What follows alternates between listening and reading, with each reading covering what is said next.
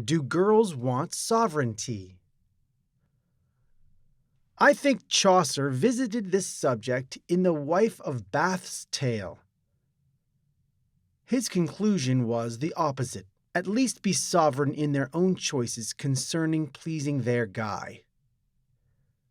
I don't think it's a far-fetched idea to say that women view men differently than how we view them. We keep thinking that it is two people coming together. Nah, I don't think women view it that way. When a girl eyes a potential mate, what is going through her head? Cute? Tall? How much does he make? What is his earning potential? Is he funny? Will he make me laugh? Is he interesting? What are his friends like? What does he go out to do for fun? Other girls like him, therefore I must investigate him further. As men, we don't think about these things. Sure, we want a cute girl and all, but we never look at a chick and go, "She's cute, Paul, but she doesn't have the earning potential that I'm looking for in a girl." Or, "Wowza, she is hot, but I wonder what her friendships are like." Or, "I don't like her at all, but George does, therefore I must investigate what there is about her if George is attracted to her." We don't think like this. It would be comical if we did. If a guy is super hilarious, super comedian, the women go, "I love you." If a guy has millions of dollars, even if she knows nothing else about him, she will go, "I will marry you." What is going on here? Are women's primal survival skills operating? Ask her, "What do you want?" She shrugs. She hasn't a clue of what she wants. Apparently, she wants whatever guy the other girls want. Women do not see guys. They see worlds. They see themselves exiting this realm of nature and entering the guy's world. Having an aura of humor or having lots of money or being cute and all, these are different worlds to the girl. She isn't interested in you, not in the way you think of it. She is very interested in your world. In other words, if a guy has no friends, doesn't go out and have fun, is a drifter and has no path to get money, she is not going to be interested no matter his other elements. Mike. "My name is Mike. I play video games hours on end." Chick. "That's nice, but we need to talk about our relationship." George. "I'm crazy and I do whatever I want. I paint my car screwed up colors, I paint my house screwed up colors, and wear weird clothes." Chick. "Oh my God, I love you. Let me marry you now." It is the world the girl is after. How do successful men act with women? They bring the lady into their world. When they date, especially at the beginning, it is his date ideas. He gets to be as creative or dull as he wants. And she will judge you based on the world you are creating for her. Remember, she is going to be defined by you. We can argue which worlds are more appealing to others with the women, a crazy, spontaneous world or a more stable, less risk world or such. But one thing that is very true is that women, above anything else, desire the guy to be himself, to show his world properly. Nice guys and chumps who do not create any world of their own, but try to please the women, are despised the most by women. She may not know what she wants, but she does know that you ought to know what you want. She will fall in love with a guy, become intermeshed in his world, and his goals often become hers. It is not so much sovereignty she wants, but a guy's world. "But Pook, let us say we compare a super rich wimpy guy to the cocky asshole. The asshole will get the girl. Thus, you make no sense." But the asshole guy has confidence. What is confidence but the link between your world and yourself, between your dream and day? Guys with no confidence can create no worlds. She will see the wimpy rich guy and think how she can use him, not love him. Like a child, women want to be seized and thrown and shown the glories of life. She is expecting you to take her hand and whisk her away to adventures, excitement, and fun. A world of color compared to her boring, bland arena of nature she resides in now. This is how you become Prince Charming. Cocky and funny? When you're in a line or doing something boring like work, why not spice it up with that attitude? Works wonders. A recent example. A girl was in a happy mood for whatever reason. I gave her a pookish grin and said, "You're happy because I'm here." Big smile on her face, and she shook her head. Then I said, "You're happy because you're here at ABC Company." She laughed and shook her head. Then I stopped people passing by and said, "Ma'am, see her. She is happy because she is at ABC Company." And the lady would be, "Oh, really? Why, that's blah, blah, blah." And I'd get another person and say the same thing, and I'd get their reaction. And then I started getting people to guess why she was happy. The reaction? She was laughing so hard she was almost on the ground. I don't think it has anything to do with being cocky and funny, but the ability to make any situation fun. For all girls want the fun guys. Feeling down about your love life? Read this. Okay, so you don't have a girlfriend. You're not getting any sex. On your current course, you're about to become a monk. You feel down and saddened. Why? "But Pook, I got no girl."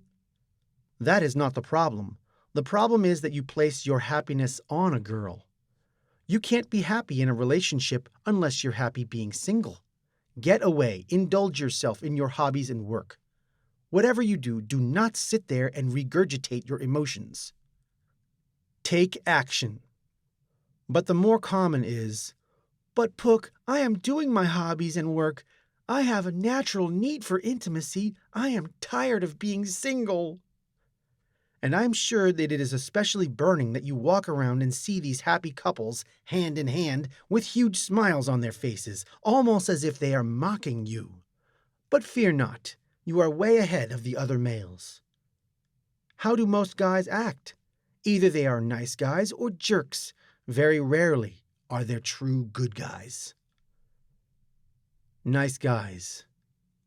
Look at these guys in their relationships or in their marriages. You know who wears the pants in the relationship. These poor guys never understood game and are just relieved to have settled down. They are AFCs for life. Most nice guys spend their 20s in misery until women in their 30s are ready to settle down. It is so sad to see these AFCs in such manner. Some got a bit wise and looked at dating books. Unfortunately, most books make nice guys more feminine because they are written on what women say, but not what they do. These poor chaps have no backbone. I watched my then roommate get a call from a girl, and because she was studying, he was to go to Subway to get her a sandwich. Alas, he did this. This patheticness is not the exception, it is the common. To see that cutie pie in those oh-so-tight pants, most guys would chicken out in approaching her. In fact, many would go, "Run! Don't let us know that we are looking at her." Pathetic. Pathetic. Pathetic. Or the guy who calls the girl of his affections night after night, hour after hour. Pathetic. When I was young, I remember a guy driving all the way to my house. I lived in the boonies. To return to my sister a glove. She was pleasant, but didn't let him in the front door. She said to me, "Whatever you do, do not act like that. Do not call a girl all the time. Do not act that way."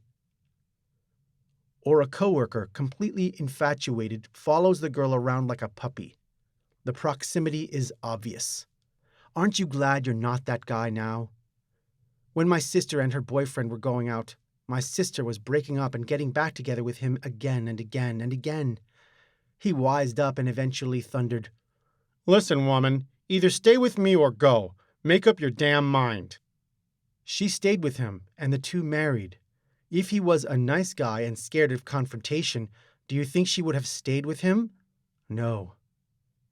What about the guys who just sit there and wait for girls to approach them? In their mind, they think, "Please ask me out." Guys should never count on women to ask them out. Or in the married life, nice guys who are afraid to lead because of their passivity. They often marry the wrong woman because they are so tender to their own emotions and oblivious to reality. Indeed, there are schmeals whose wives cheat on them constantly, and they put up with it. Jerk. These and the nice guys are but one of the same. While a nice guy introverts himself, the jerk extroverts himself. While the nice guy is constantly passive, the jerk is constantly aggressive. While the nice guy hides his sexuality and can't get chicks to be attracted to him, but are good long-term relationship material, as girls confirm by saying to the nice guy, "You're not the type of guy I'd date, but you're the type I'd marry." The jerk erupts his sexuality everywhere, gets chicks attracted to him, but can never keep them. The jerk has no confidence, which is why he is a jerk in the first place. True criticisms sting him and collapse his spirit. Notice, though, how the jerk may get chicks long enough for sex, he fails completely in life. He ends up being a janitor or something similar. The girls he bedded with, all of them insecure little girls. It is pathetic and very sad. Some guys have gotten confident enough to take action and talk to girls, but very few have true backbone. Even fewer have the Don Juan skills expressed in the articles and on this forum. Most guys are pathetic. Most are chumps. Women simply get tired of looking and will settle for who they are with. It is so sad. But you, on the other hand, you are not a chump, and are definitely not pathetic. You are a good catch. Fear not having no intimacy right now, for your mindset and skills will ensure you luxurious intimacy for the course of your life.